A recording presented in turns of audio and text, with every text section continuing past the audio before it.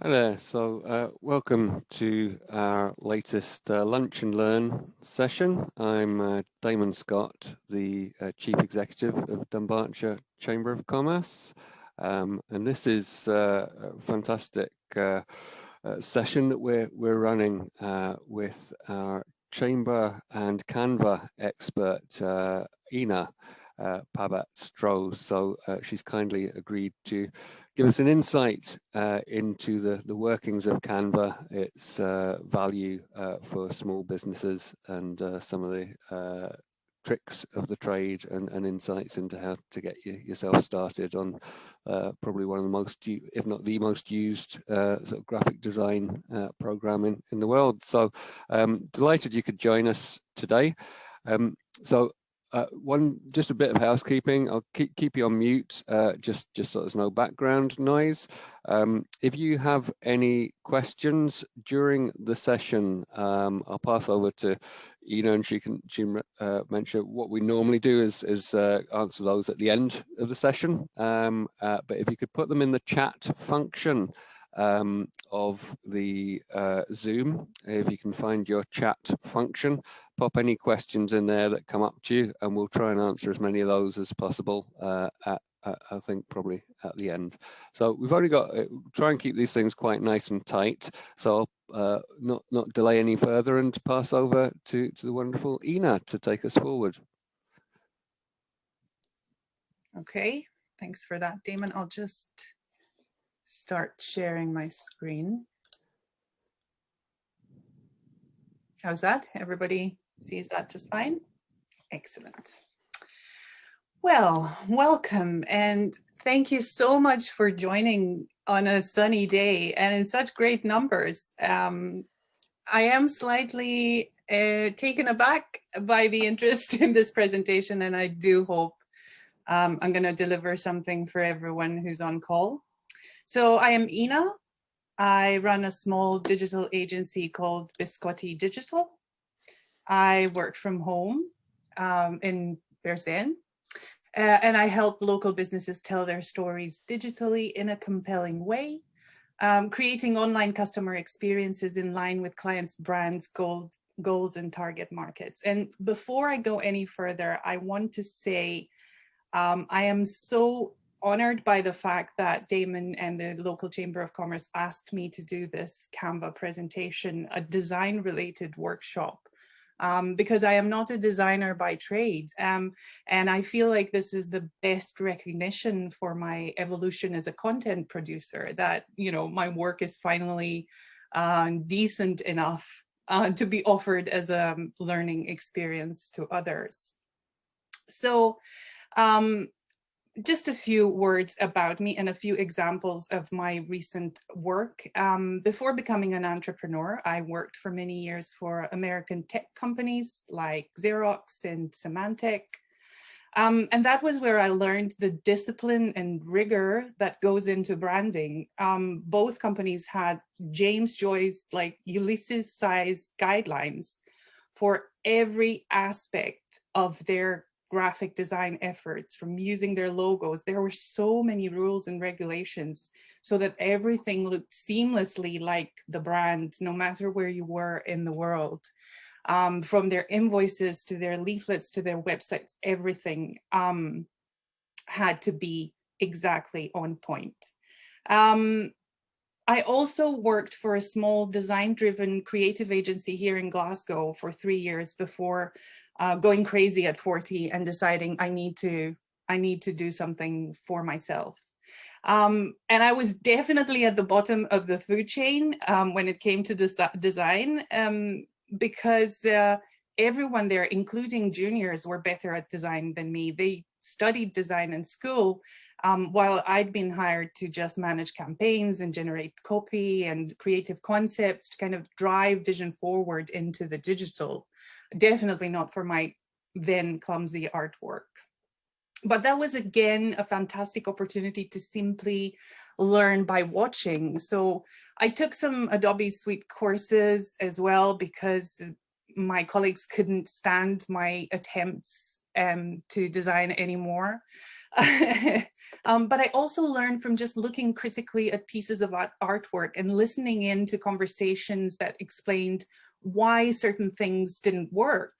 Now, I've always been interested in visual arts and I take pleasure in looking at art, but I never really understood what made something click and echo with me and what didn't. But I can assure you that creating beautiful artwork is not a God-given talent. It's a skill that can be learned. It's based on facts and rules and numbers. And of course, a good eye for details and some artistic flair never hurts.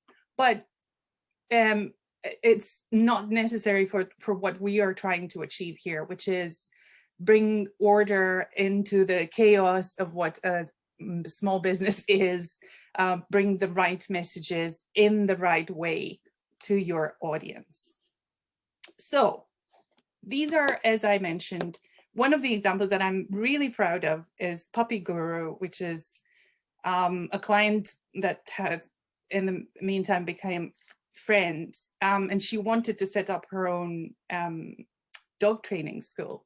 So she came up with the name Puppy Guru, and then I found on Canva, by using Canva, I found these illustrations of dogs in yoga poses that just felt right.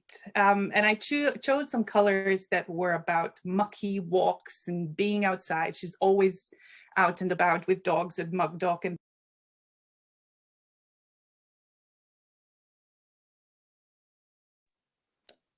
sorry, I became muted for some reason. Is everybody okay? Can you still hear me? So then after creating the identity, I created a leaflet for her where I brought some vibrant colors, and you might think, oh, it's just dog training, it's not a big deal, but actually even choosing the images of puppies that we ended up using in the leaflet was a journey, because she wanted to stay away from specific breeds of dogs, like pugs, because of their troubles breathing. And you know, there are tiny little things, and you really need to go deep to understand what the client wants, what their market is, what the vision is. A couple of logo examples. Healing Touch is not my favorite because the client insisted on this specific set of colors, green and gray. Gray is very difficult when it comes to print as well as a background. But she was delighted, and it brought that feeling of serenity to her massage parlor. This is another client of mine that I'm very proud of, Better Organized. I think she's a member of the chamber as well. So I've created some downloadables for her, and I create blog content for her.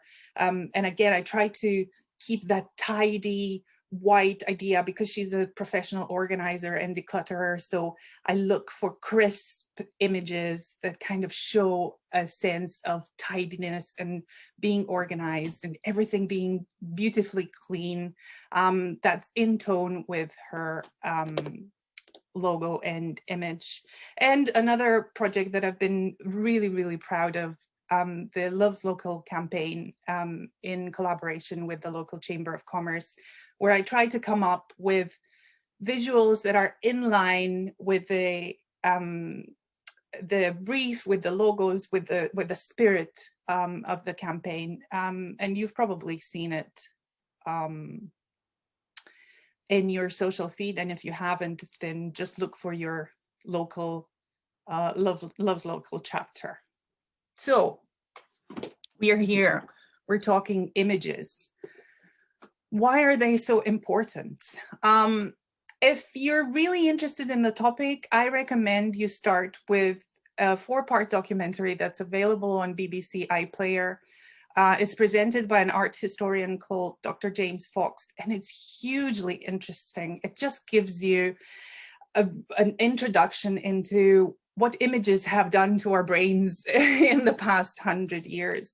But I really wanted to point out where it all began for brands, and that's AEG, a German company, who in 1907 introduced their very first logo used in the way we use logos nowadays. It was the brainchild of an architect who became responsible for AEG's image. And he was the first one who realized the value of that small trademark repeated over and over again on products, on packaging, on invoices, on sales literature, on everything. So if you want to keep someone responsible for what's going on nowadays and how much money and how much time we spend on our branding, then that's the guy. I don't want to go into the numbers. We all know how important visuals are. One thing that I want to bring up here is a conversation I had some time ago with a friend of mine who was starting a new company. Now, they had an investment budget, and they were arguing within the team that was starting the project, how much money should they spend on their logo? And she came to me and said, listen, I don't get it. Somebody must be lying to me. I've had proposals from free, just off the internet, to £3,000. Now, somebody must be lying. How can a logo cost anything from £0 to £3,000? And I said, well, you know, nobody's lying. Nobody's trying to swindle you. With a £0 logo, you do all the research, you create the vision, you find the visual elements. Well, with a £3,000 logo, you probably have a whole team creating, brainstorming, putting pen on paper, really starting to draw a brand new font for your business.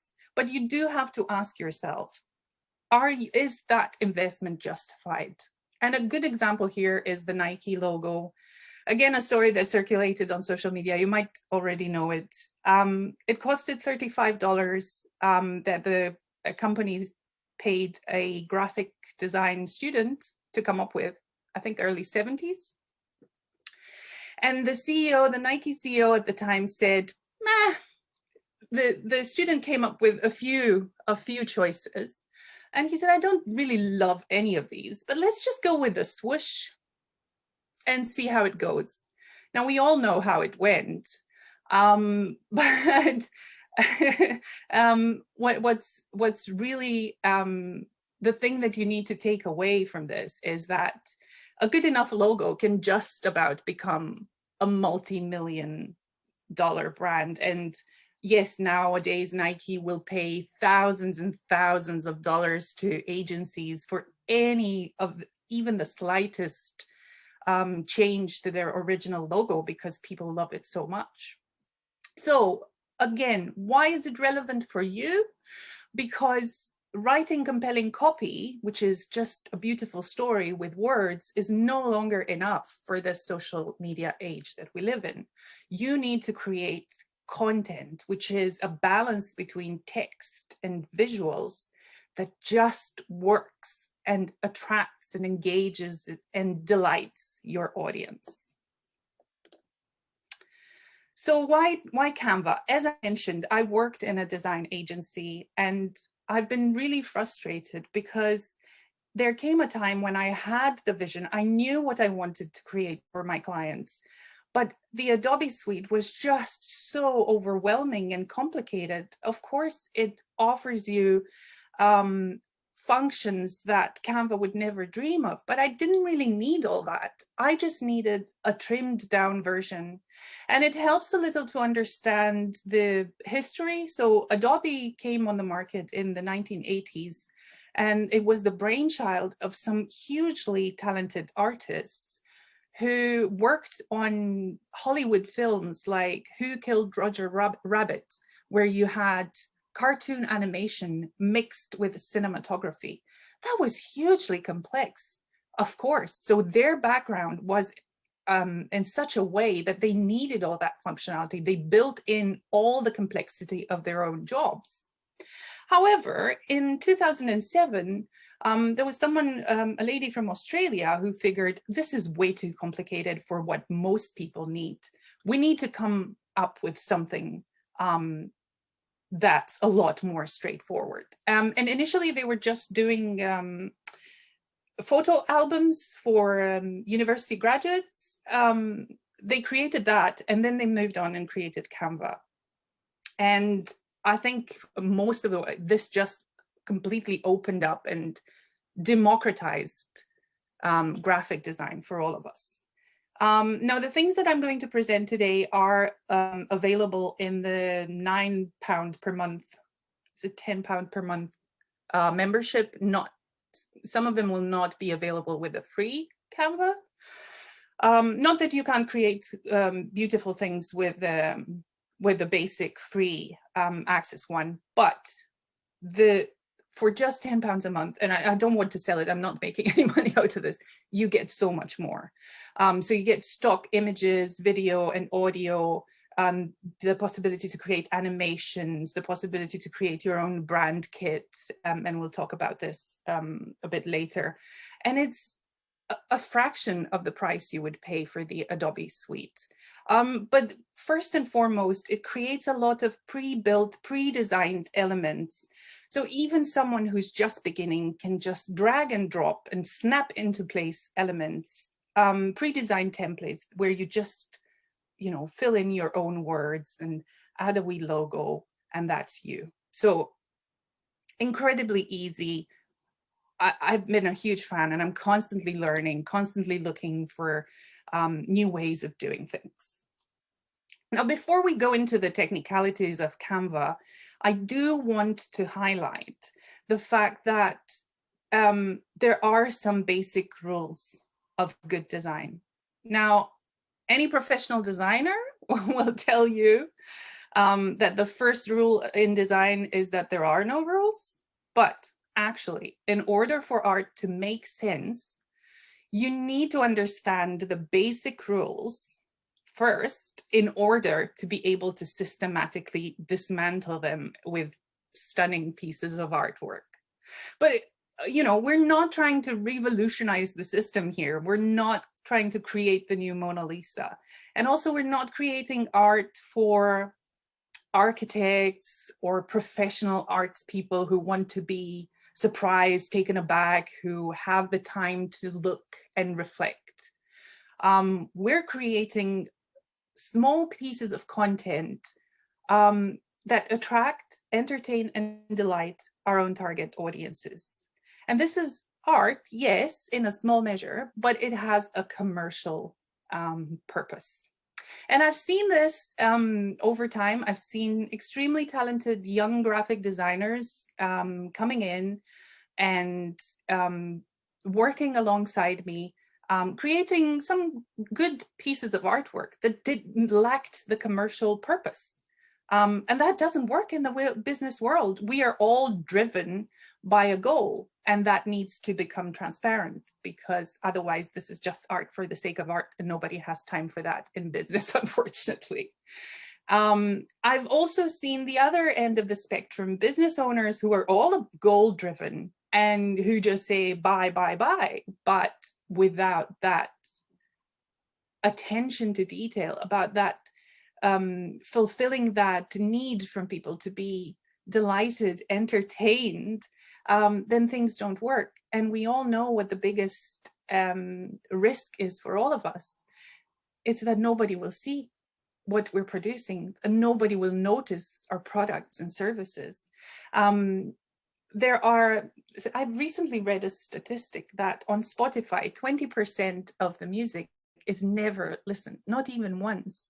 And that translates into other types of content as well. It's a bit heartbreaking, when you have a beautiful product or an incredible service, an incredible ethos. You deserve that audience. But because we're all digital now, and your images and your branding doesn't reflect that, you might miss on opportunities. So the 4 basic rules, and I really tried to distill them, because if you look online, you will find tens of rules.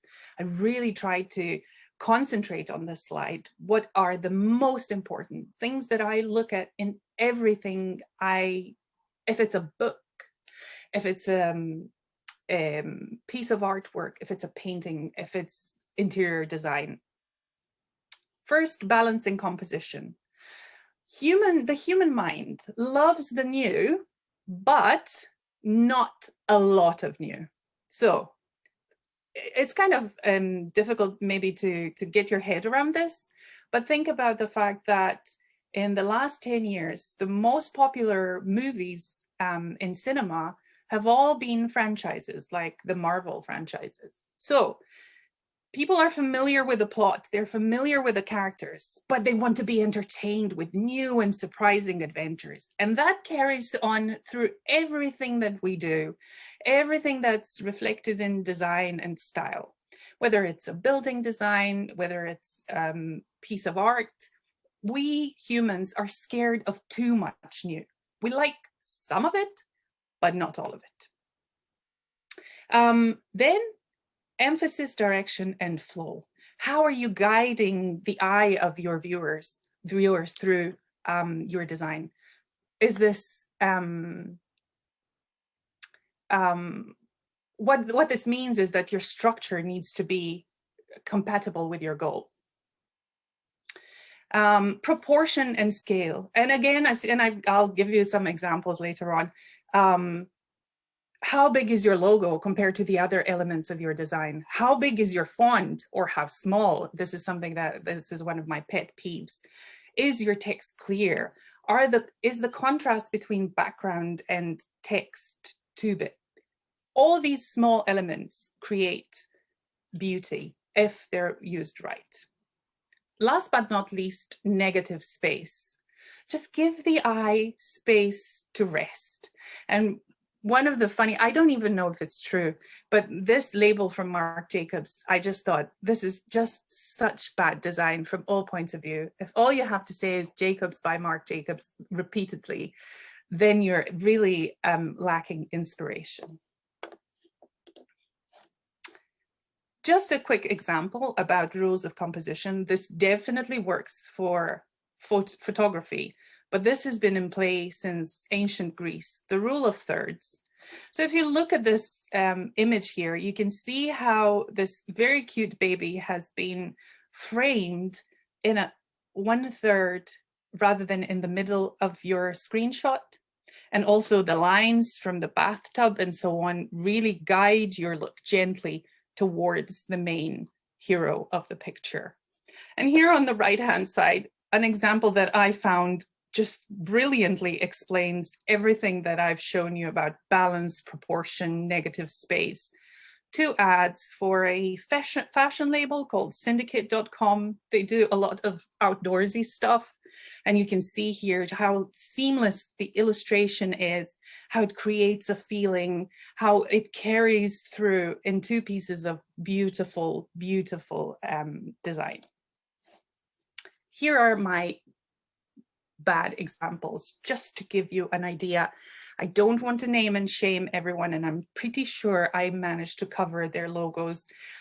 It's just something that happens. We're busy. Sometimes we have to create pieces of design without actually having the qualification or the experience for it.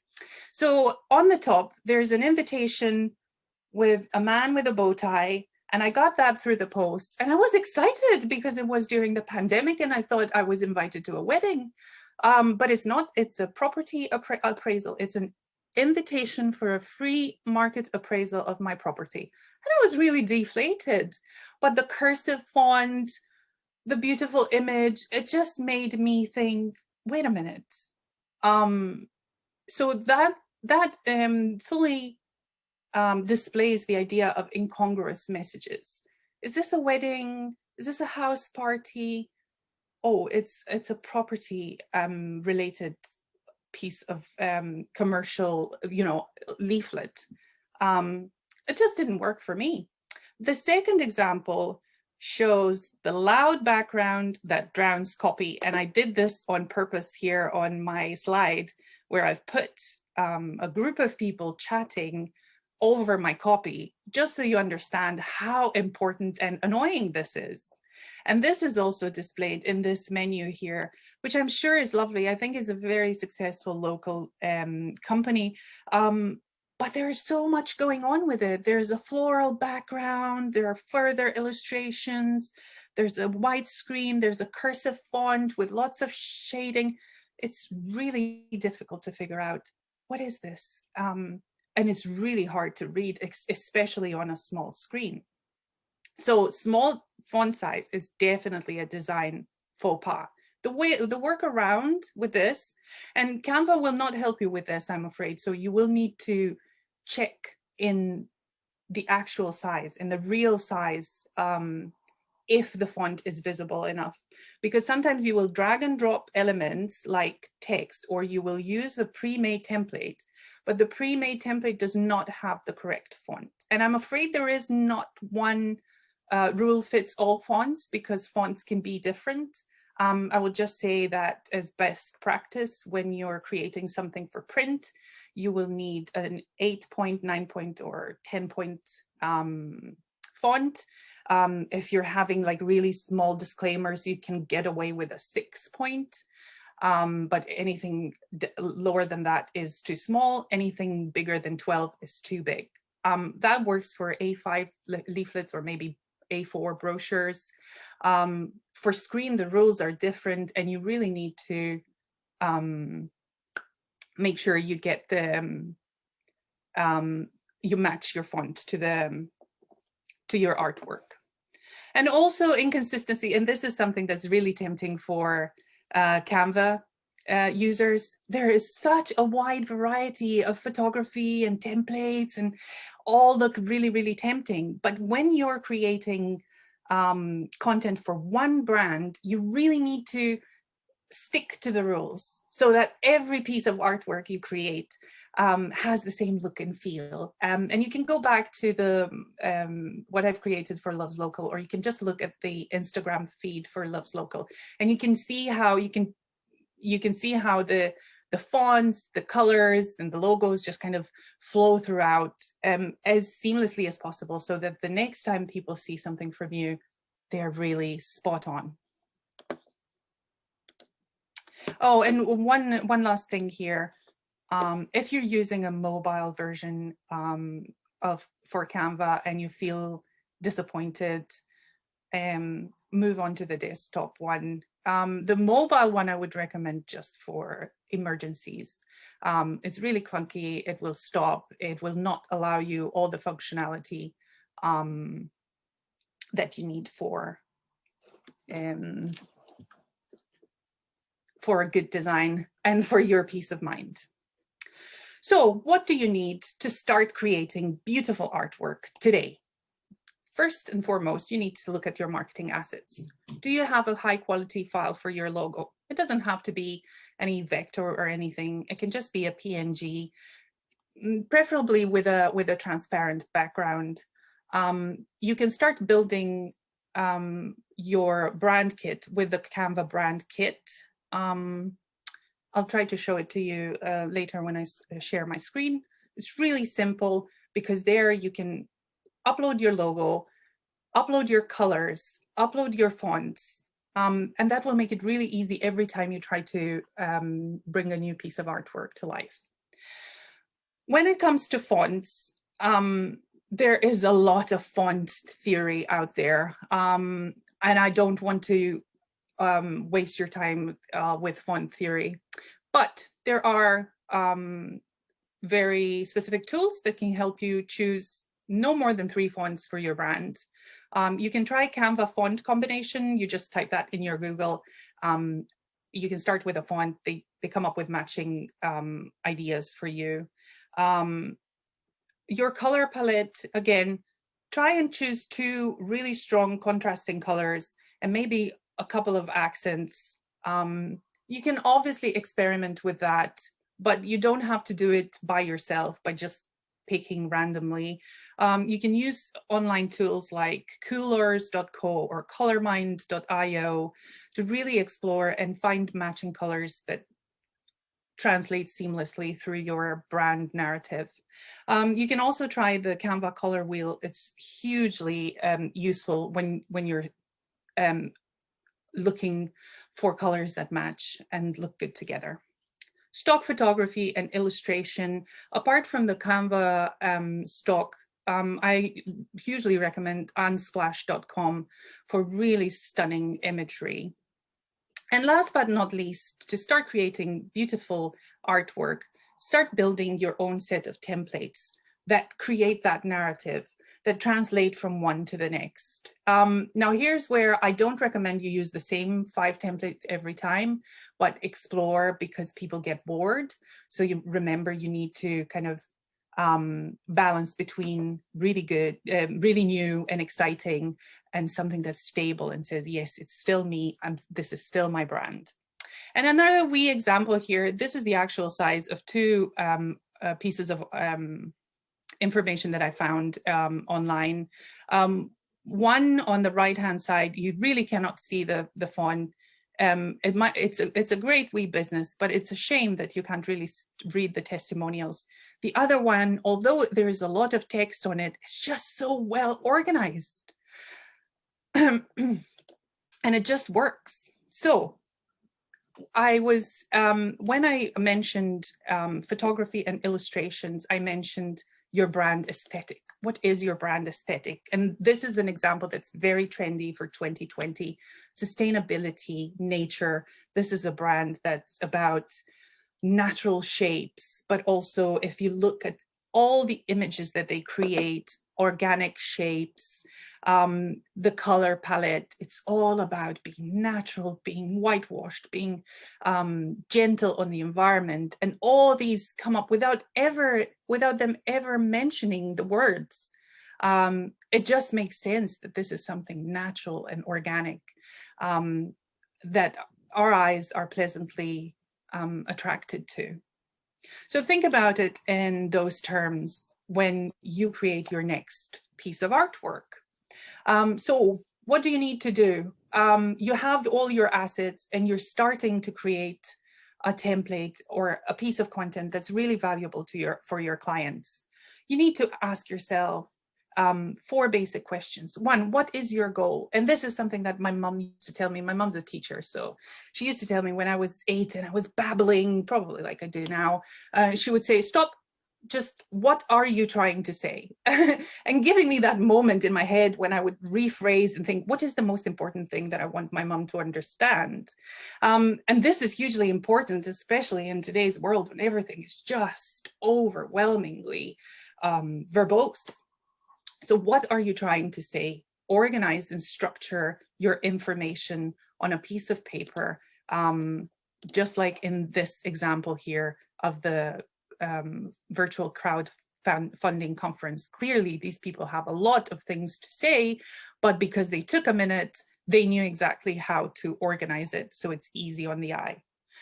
Another item that's really important is a call to action. Yes, social content for the sake of it is great, but you don't have time for that. You need to have a call to action. What do you want people to do? It doesn't always have to be a sales-driven one. It can be something a lot softer than that. It can be encouraging engagement. It can be asking questions. It can be anything at all. But make them do something or make them take something with them from that piece of content that you've created.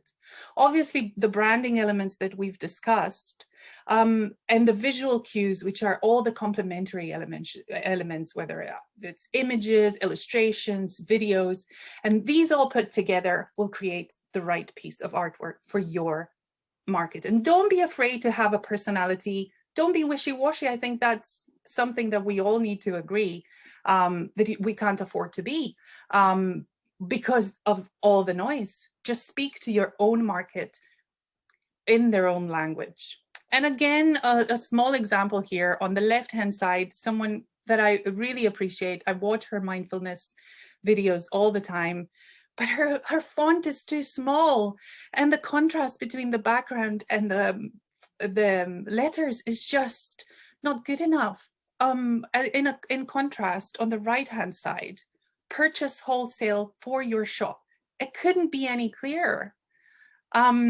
And again, a spread from a magazine where everything is just so orderly and so tidy, and you can see the alignment of things that make it a satisfying experience. So one thing you can do when you're in doubt, when you've been overthinking a piece of artwork, you can share it. So when you're in Canva, you can use the share button, and I'll show you that in a minute because we're going to have a quick hands-on example, and then I'm done.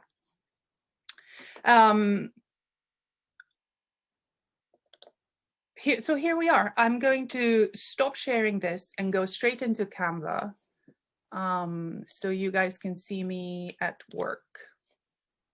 And I'm really sorry I didn't have the time to stop and paste that. I wanted to share all of this with you, and so much more. So can you see my practical exercise in Canva now?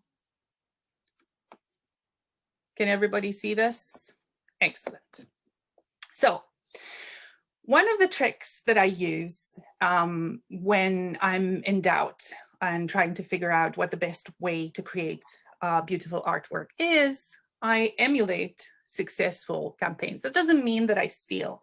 I just look at things that look pretty and look professional, and I try to learn from them and adapt them for other brands or other purposes.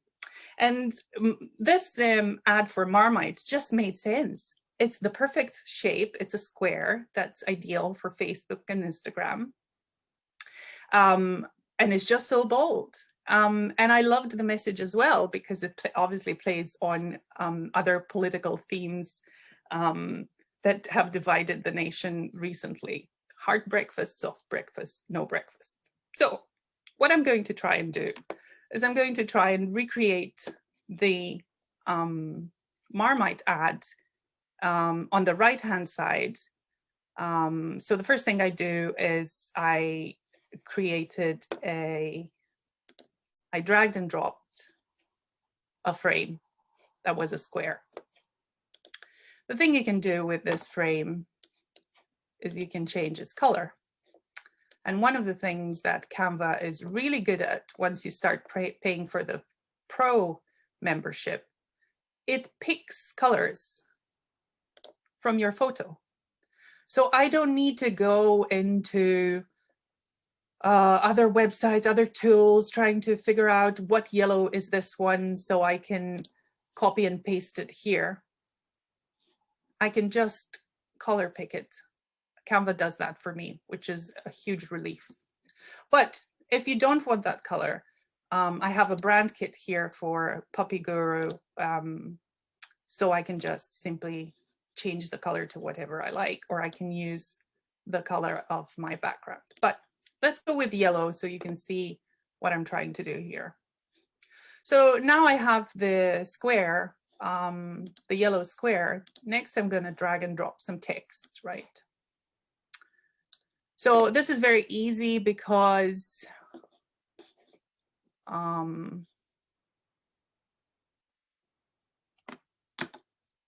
it's yellow, black on yellow, so the contrast is great. You don't have an issue with that. So we'll just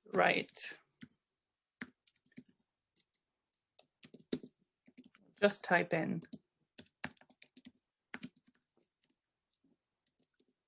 our message.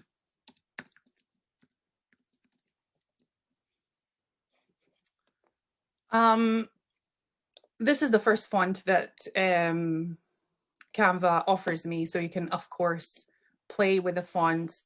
You can upload fonts, so you can just go and download Google Fonts and upload them here. Again, this works with the Pro. Ina, can I just jump in as well? Because Yep. we are sort of unfortunately running out of a bit of time. I'd really like to go over quite a lot of the practical stuff here, but just to let you, people know, I think it's really handy the way that you can just drag the font box and make it bigger as well. I know you're probably going to come on to that, but it's something I've noticed in Canva that's very useful.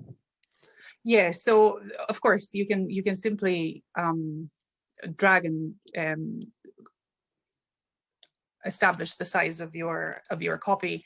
I've become a bit more picky, so I will go into the font size and choose the size, and then I don't like the fact that the lines are becoming smaller, so you can choose the distance between your letters so that they all become into one block of uniform letters, if that makes sense. So you can just select your text and really adjust your font. It doesn't look the same, but that's fine. As I said, I'm not trying to copy. I am just trying to create my own piece of artwork based on a structure that already exists. And then the next thing I'm going to do is I'm going to look for breakfast, transparent, and Canva will give me a couple of choices here of breakfasts with transparent backgrounds. So we can,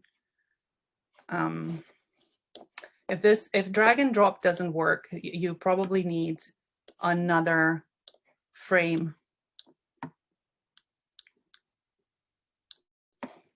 You add it in, and then you add the croissant. You can also add some shadows to really create that sense of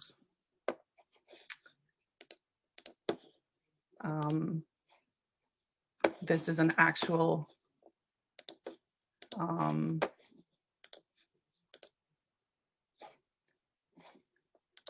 and then we move to the transparency. So if the croissant, I'm sorry, I'm strapped for time here, but if the croissant was round, like if I found a round plate, then the shadow would make a bit more sense. And obviously, there you go. Well, just about. And then the last piece of text, normally I would recommend here that you put your website, or as I said, just something for people to do. And there we are in less than 5 minutes. So that was me. Thank you so much for running with me through this. So we've probably got a bit more time, because I think it's probably worth you just clicking on some of the other elements as well, just to show.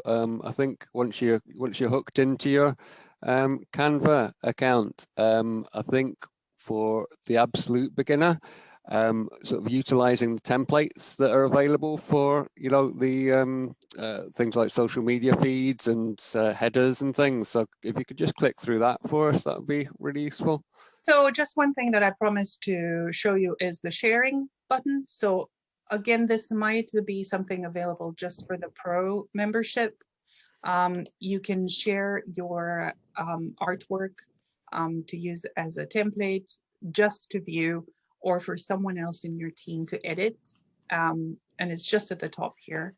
If you want to, if this is the first time you see Canva, then this is what you're going to look at once you've created an account. You can create a design, you can choose a custom size, but the create a design feature is really just a time saver, because you don't have to worry about creating different things for different platforms and keeping up to date with what's the latest size for an Instagram post, for instance. So here we go into an Instagram size post. You can simply choose a stock image and drag and drop it with the right size, because the picture will just snap into place. You can work on the effects for the picture. Background remover is a real lifesaver. It's not going to work on a photo like this, but if you have an object and you hit, or a logo that doesn't have a transparent background, you click background remover and everything is cleared away. And this is something that in Adobe, it takes ages to do. So this has been a lifesaver. Another thing that you can do also with, where was I? With photos is use filters as well as adjusting. So one of the things that you can do that's really easy, and it looks like you've done it on purpose, You can blur your background and then apply text on this. And then that's you. Because you don't want the background to take away from the importance of your message, but you do want that visual aid that there are people there doing something. And the great thing is you get a filter code every time you adjust your images, and you can repeat that filter code with every piece of artwork so they all look and feel the same. And as Damon suggested, templates. Again, it's just so simple. You just drag and drop, and all of a sudden you have all this mix of pictures and images, pictures and fonts and text. This looks really great. I really like this. And it's an opportunity to explain more complicated concepts that maybe cannot be explained in just one image. You go to your stock photography.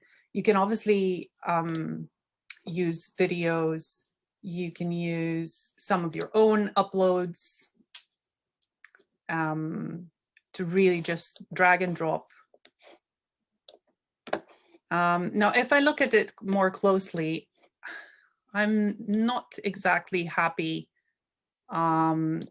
with the white space in between. It just doesn't seem right to me. So I will ungroup the elements of this design and then move them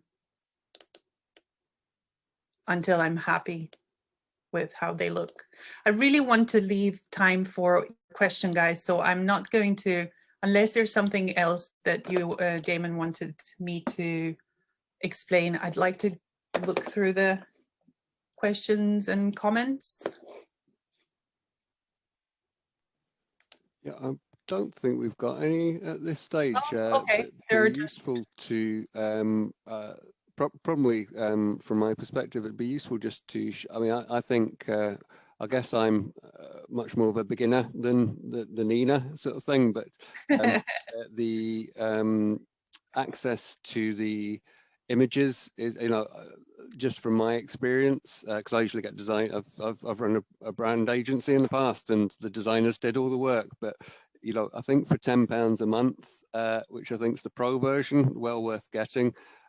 Even that amount just to get access to the thousands of photographs and videos that are available is absolutely superb. I don't know if you just want to click on the sort of various videos and photographs that are available. So again, this is a lovely, sorry, I'm just hearing a weird noise. This is a lovely background video. You just drag and drop it. You add your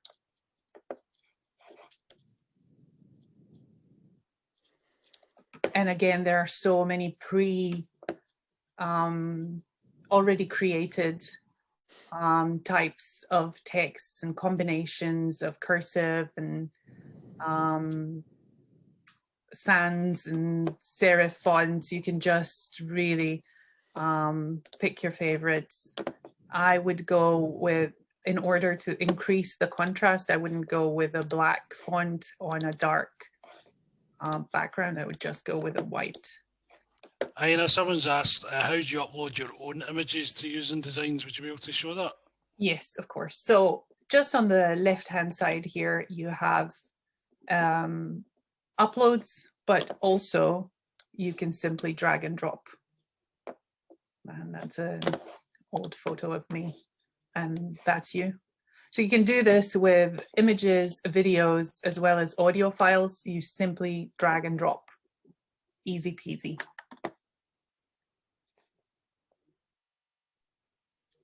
One other thing that's important is the way you download. So in the upper right corner here, you have a lot of options. If you are downloading images for social media, go with PNG or JPEG. If you are downloading PDF, is something I use for my clients, PDF standard, when I want to share a piece of artwork. If I don't send them the link directly from Canva. PDF print, obviously it's for print purposes. SVG is a new one, and it's vector graphics at any size, so you can, a graphic designer can take that and use it in the Adobe suite. MP4 video allows you to download this short animation. The video is 29 seconds, but you can easily crop that to a short 10-second if that's what you wish. And you can download it as a GIF or as an MP4. Again, you can download the entire document or just the page that you're interested in. Ira, could you just go through the uploading media? I didn't quite catch the drag and drop bit, but someone's asked how do you get them there in the first place? So could you do the upload media? So you can, on the left-hand side, you go into the upload section, click upload media. The device is my computer, and then you look for your files. But the easiest way is if you have something like an image on your desktop, you simply drag and drop it. And there you go. Now it's in, sorry, this is the only photo I have of it. Now it's my face everywhere. Does that make sense? Is that easy enough? Yeah, that's okay. One other question. What purpose is the grid images and the elements? Do you always need that, or could you use without? The grid, sorry? The grid elements. So the grid elements really help you with that basic rule of composition, which is the rule of thirds. So again, so this one doesn't want to click on in place. You can go without. You don't need the grid elements every time. Sometimes images, if you have a complex design with many layers where you have images and illustrations and backgrounds and all sorts of things, Canva becomes a little glitchy. So then you use a grid because then your elements fall into place. But if you have something really basic, then you don't need that. I use it, I'm just trying to find a, here we go. So I will use something like a grid of thirds to organically split my screen, my artwork into 3 without me having to actually measure, divide by 3, and make sure that every element has the right size just to achieve that pleasing look. And then I will maybe replace some of them with images and some of them with copy to create kind of a narrative to it. This is too dark. We can probably pick a color that's more seamless than this and then add text. Does this make sense? Was that the gist of it? Yeah, that's good, and I think it's useful to point out the fantastic way that I think you maybe alluded to it. You see all the automatic lines aligning, to give you the sort of onto the grid to make sure that you can align different objects and make sure, or the bottom of each object, that sort of thing. So that's really useful as well. There's a couple of other questions as well, really useful ones that I'd probably sort of highlighted as well. So there's a question about how you share with others in your team. You touched on that briefly there, but just if you could go over that very, very quickly, just to show us how you would share with someone else on Canva. Okay, so in the upper right-hand corner, you have a button called Share, just next to the download button. You simply copy the link of your file and then you paste it in a WhatsApp group or an email or whatever, and that's you. Whoever has that link, and I think you need a Canva username, but it can be just a free account. Then they can access and edit your work. Great, that's good. And there's a question from Anne about how you upload videos to your own website, but that probably goes back to the download bit. Can you upload videos to your own website? So these are two separate questions. You can upload your video into Canva with the upload function. You can then drag and drop it into the size that you need for your website. So I don't think square might work. You might need a landscape type of layout.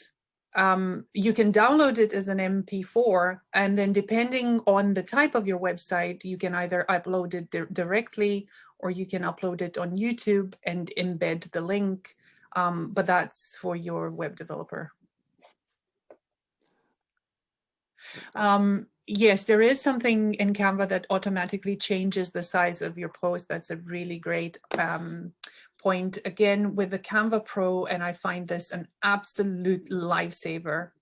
On the left-hand side here, there is a resize option. So I've created an Instagram post, and I want to resize it for an Instagram story, which is vertical and narrow. What I do is I click on the Instagram story size, I copy and resize, and a new image is created separately in the right size, containing all my previous elements. Can you guys see that?